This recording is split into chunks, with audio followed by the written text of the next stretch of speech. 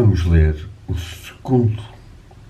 segunda parte, mas primeiro capítulo do livro Mistério da Gólgota, que se intitula exatamente O Mistério da Gólgota. Levem a epígrafe inicial a frase, entre aspas: os loucos pensam-se grandes quando podem ultrapassar os outros, mas o sábio faz-se pequeno a fim de se ultrapassar a si mesmo.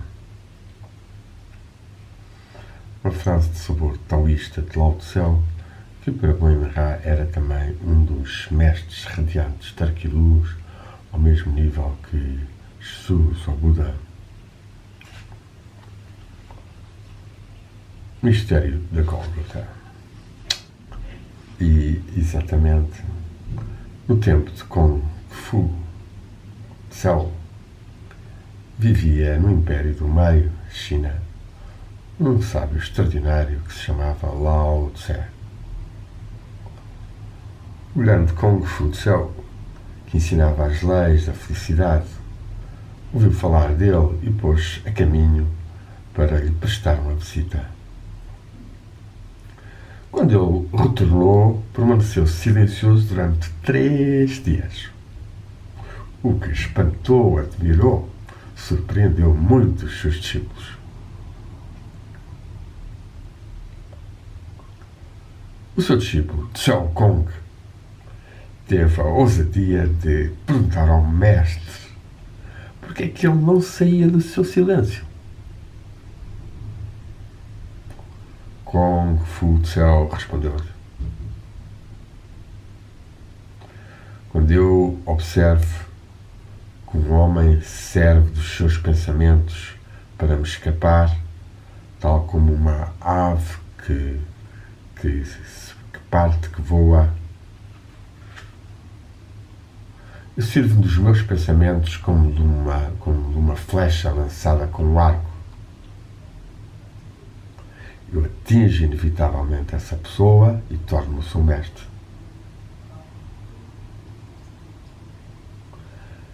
Procurasse essa pessoa escapar-me, tal como um veado ágil, eu perseguiria como um cão de boa raça e capturá-lo-ia e detê-lo-ia por terra.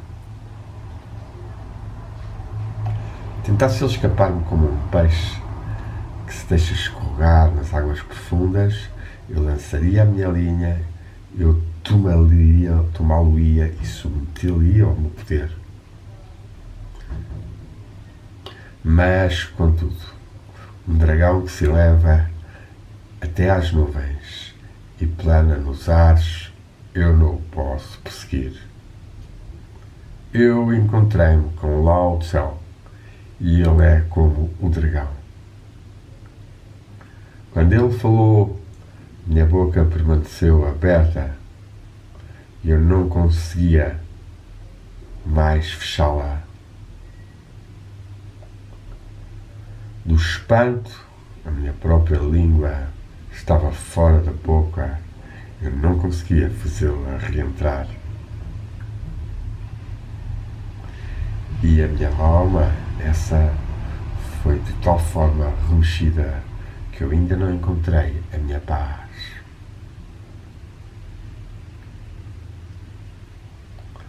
Estas palavras que nos trazem a partir de alguns textos chineses antigos exprimem claramente a extraordinária impressão que a sabedoria espiritual de Lao Tse produziu em Kung Fu Tsao, que era também, à sua maneira, um sábio, mas que só reinava no domínio do intelecto, enquanto que a pátria espiritual de Lao Tse situava-se muito ao de cima de todo o conhecimento cerebral.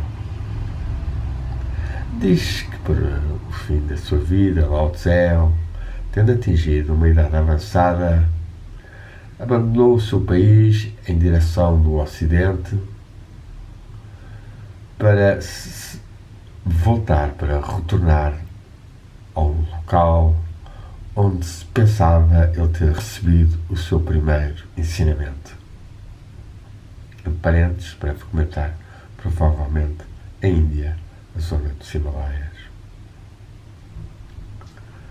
É no tal Te Ching que lhe é atribuído que se encontram os elementos essenciais do seu ensino.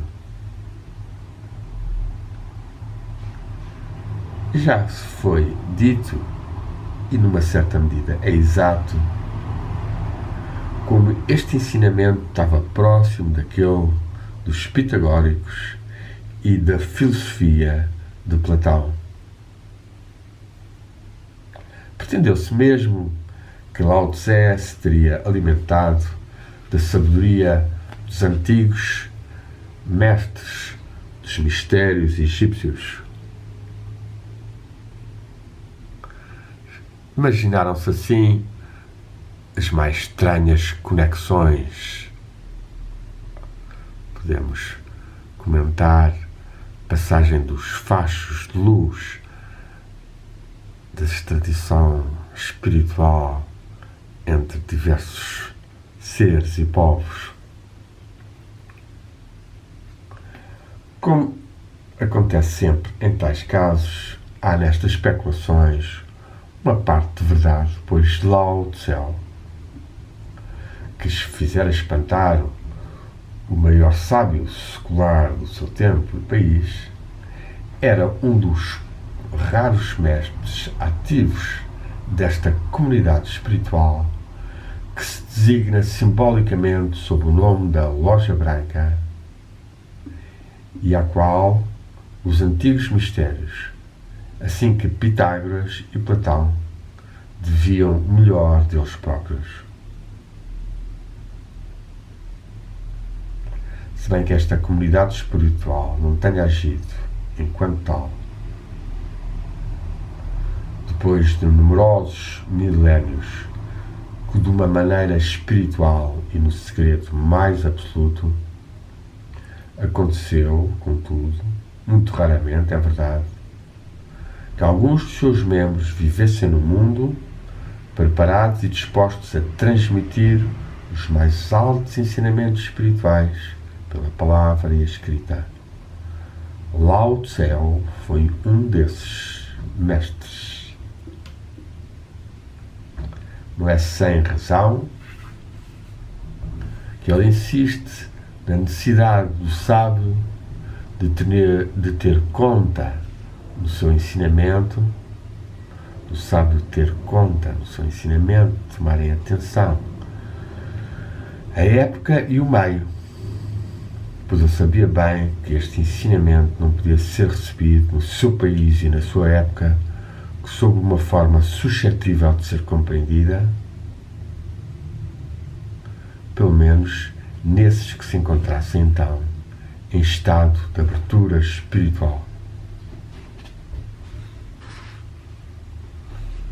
Cada um dos muito raros seres que, enquanto membros dessa fraternidade ou loja branca, vivendo no século ou no mundo, procuraram formular o ensinamento em palavras, tiveram que se acordar por se regular sobre a época e sobre o meio. Mesmo o grande ser amante que qualificou o seu ensinamento de Boa Nova de Evangelion estava consciente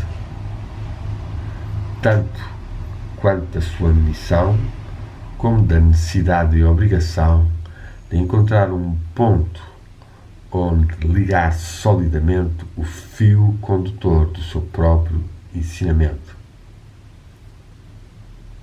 Ora, um ponto de ligação sólido constitui sempre, simultaneamente, uma resistência.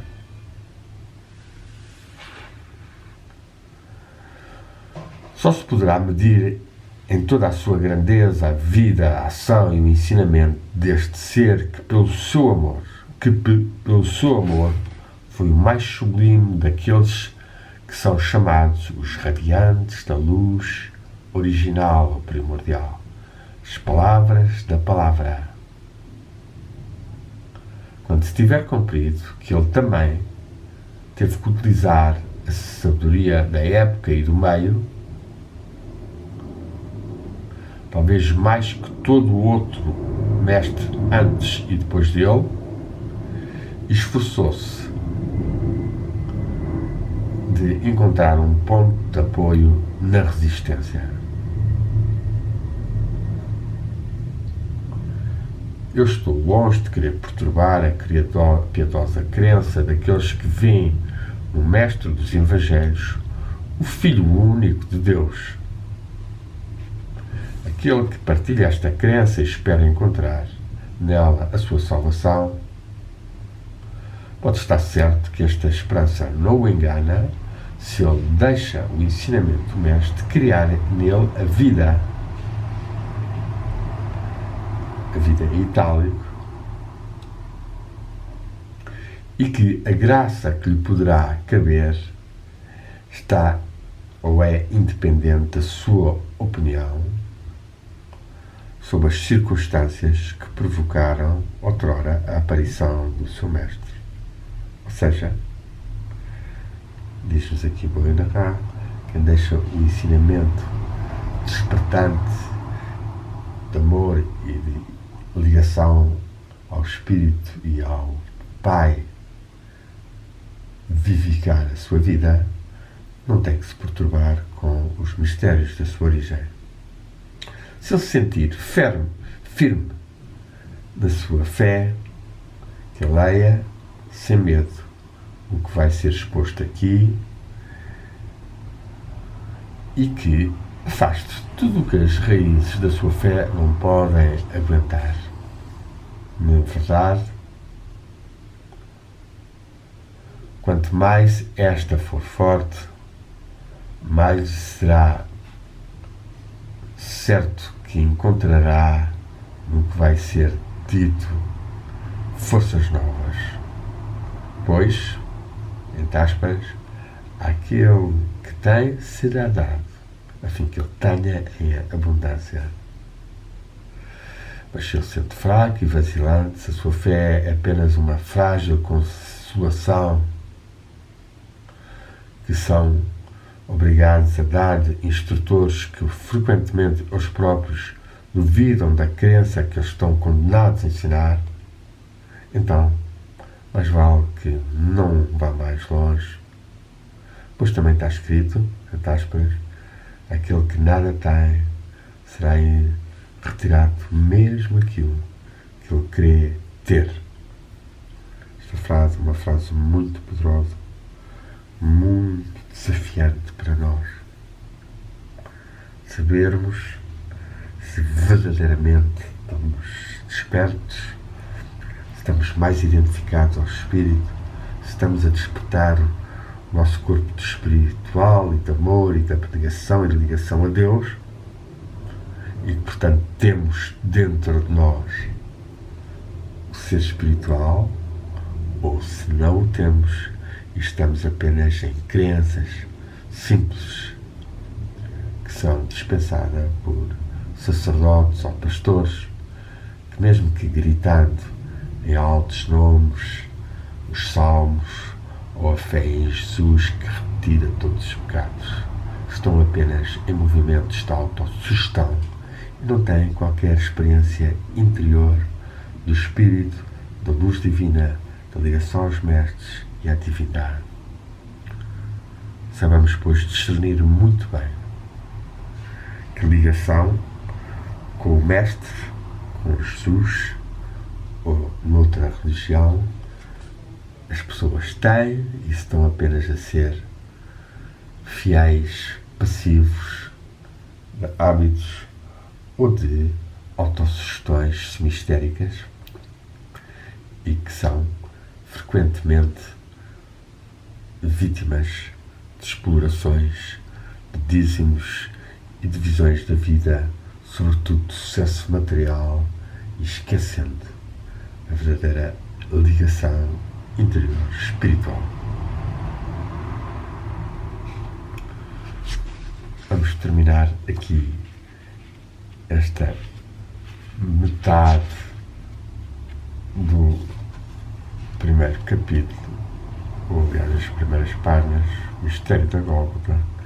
Ficará para outra vez a continuação da leitura deste primeiro capítulo. Muita luz e muito despertar